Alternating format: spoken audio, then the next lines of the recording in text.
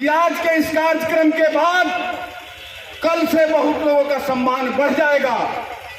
कई लोग सम्मानित करने लगेंगे, लोग कहेंगे कि यह जाति यूनाइट होने लगी है, शायद हमारा विरोध हो जाए, इसलिए इसको सम्मानित करो, इसको अपने में मिलाओ और यह आज से होगा।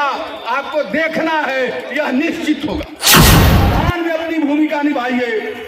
किसी भी जाति का, किसी भी पंथ का, किसी भी धर्म के लोगों को समस्या है तो उसके अपने समाधान में आप भूमिका निभाइए। आप समस्या का हिस्सा नहीं बन सकते हैं। कि आपको भी आगे बढ़ना है तो सिर्फ राजपूत करने से नहीं होगा।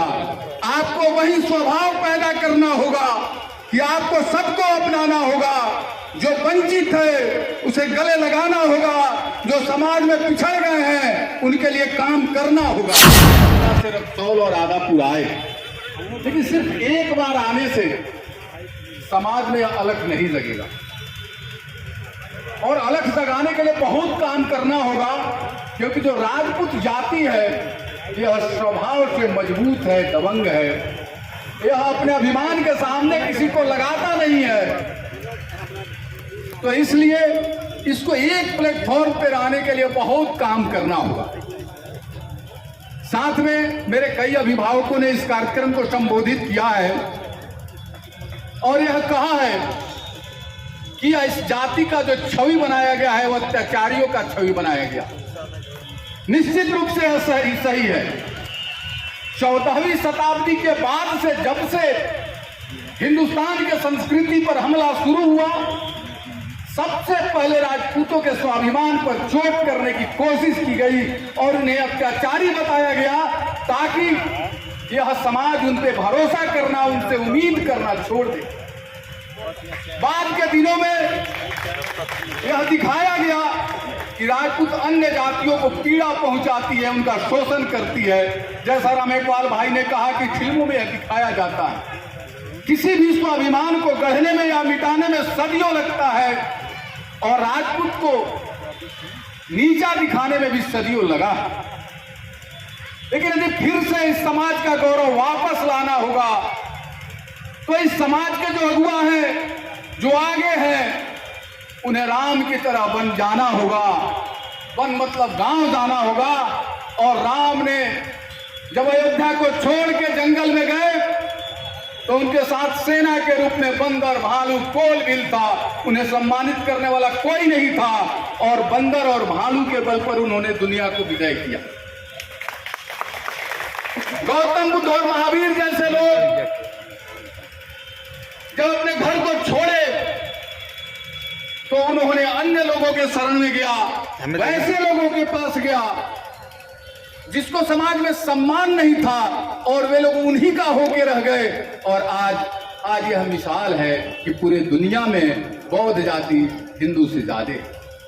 कुछ तो खूबी रही राम में, कृष्ण में, बुद्ध में और महावीर में। यदि आप भी चाहते हैं कि आपको भी आगे बढ़ना है तो सिर्फ राजपूत करने से नहीं होगा। आपको वही स्वभाव पैदा करना होगा कि आपको सबको अपनाना होगा।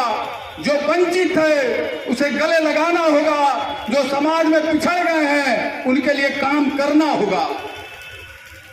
मित्रों, पिछले कई सालों में यह कहा गया कि दलितों का विरोधी है राजपूत। मैं कतई नहीं मानता, मैं इस बात को बिल्कुल नहीं मानता। क्योंकि दलितों के जो पुरोधा हैं, डॉक्टर अंबेडकर, आप सभी को मालूम होगा कि बड़ौदा के राजा गायकवाड़ ने उन्हें इंग्लैंड और अमेरिका पढ़ने को भेजा। उन्हें लगा कि इस दलित के बच्चे में प्रतिभा है और इसे आगे बढ़ाया जाना चाहिए। तो इनके समाज के सभी लोग, उनके समाज के लोग भी गाली देते हैं, लेकिन उन्होंने गाली सहन किया। लेकिन दबे हुए लोगों को, विकास के धारा से पिछड़ गए लोगों को आगे लाने के लिए उन्होंने मंडल कमीशन लाया। तो यह आरोप बिल्कुल निराधार है कि राजपूत किसी के साथ शोषण करता है। ये हमारे छवि को बना दिया गया। तो इसलिए हम सभी भाइयों से आग्रह करते हैं, इस समाज में बैठे एक एक आदमी से कहना चाहते हैं कि आप निश्चित रूप से मजबूत हैं, आप बहुत मजबूत हैं। आपके अंदर हिम्मत है, साहस है, आपको संख्या के बल पे नहीं तौला जा सकता है। आप एक 11 के बराबर हैं। लेकिन पिछले कुछ सालों में अभी हुआ है, अपने समाज के कई लोगों ने समस्या का कारण बना है, समस्या के समाधान का कारण नहीं बना है, और कुछ चंद लोगों के चलते हम सारे समाज के लोगों को झेलना पड़ता है। तो हमें आग्रह करते हैं आप सभी से, आप जहां हैं आप समाधान में अपनी भूमिका निभाइए। किसी भी जाति का, किसी भी पंथ का, किसी भी धर्म के लोगों को समस्या है तो उसके अपने समाधान में आप भूमिका निभाइए। आप समस्या का हिस्सा नहीं बनिए। कि क्षत्रिय अत्याचार नहीं करता है, क्षत्रिय किसी और के अत्याचार के खिलाफ खड़ा हो जाता है। सच में वही क्षत्रिय है जो अत्याचार को नहीं बर्दाश्त करता है, वह किसी से लड़ जाता है अत्याचार के विरुद्ध, वह अपनों के खिलाफ खड़ा हो जाता है, अपनों के विरुद्ध आवाज उठाता है कि आप अत्याचारी हैं, हम आपके विरुद्ध हैं। और निश्चित रूप से हम सभी मित्रों से यह चाहते हैं कि आप अत्याचार के विरुद्ध खड़ा होइए। चाहे जितना भी आपको दबाने का कोई कोशिश करे, जब भी आप लड़ने का कोशिश करेंगे आपको दबाने का कोशिश किया जाएगा, और यदि आप लड़ते रह गए तो दुनिया का कोई ताकत आपको जीतने से नहीं रोक सकता। और यह भी कहते हैं कि यह जमाना अब त्रेता और सतयुग का नहीं है। आपको अपने भागीदारी अगले पंक्ति में सुनिश्चित करना होगा, और इसके लिए आपको विचार करना होगा। मैं कल से कई मित्रों से कहा हूं कि आज के इस कार्यक्रम के बाद कल से बहुत लोगों का सम्मान बढ़ जाएगा। कई लोग सम्मानित करने लगेंगे, लोग कहेंगे कि यह जाति यूनाइट होने लगी है, शायद हमारा विरोध हो जाए, इसलिए इसको सम्मानित करो, इसको अपने में मिलाओ। और यह आज से होगा, आपको देखना है, यह निश्चित होगा। कितना रीत हम लोग भी समझते हैं। Doctor S K. सिंह की जो पीड़ा थी निश्चित रूप से सही थी। जो भी लोग इस समाज में थोड़ा भी लड़ने की कोशिश कर रहे हैं, बदले हुए परिस्थिति में उन्हें दबाने की कोशिश की जा रही है।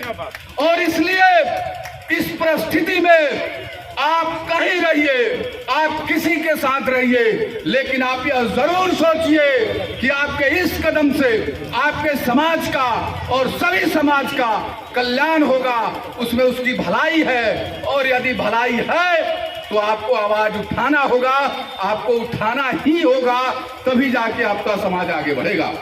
और मंजीत बाबू और गौतम बाबू, अजय बाबू जैसे लोगों से निश्चित रूप से आग्रह करते हैं कि आपको समाज ने आगे किया है, और सच में आप बिहार में इस समाज का नेता बनना चाहते हैं तो आपको ऐसे कार्यक्रम का संख्या बढ़ाना होगा, आपको बार बार आना होगा। एक बार में सफलता नहीं मिलती है, लेकिन यदि आप सच में ऐसे करते रहे, अपने लोगों की सुनते रहे, उनके दुख में आप बहुत मदद करे न करे, सिर्फ सहानुभूति निभा दे, आपका समाज आपका जय बोलेगा, जरूर बोलेगा।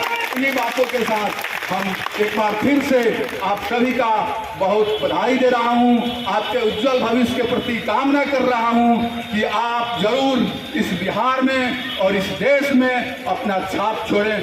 और मैं अपने सभी अभिभावकों को, जो कल हम लोगों ने सूचना किया और आज आप यहां आ गए, इसके लिए दिल से आभार, बहुत बहुत आभार। आप सभी का अभिनंदन, बहुत बहुत नमस्कार।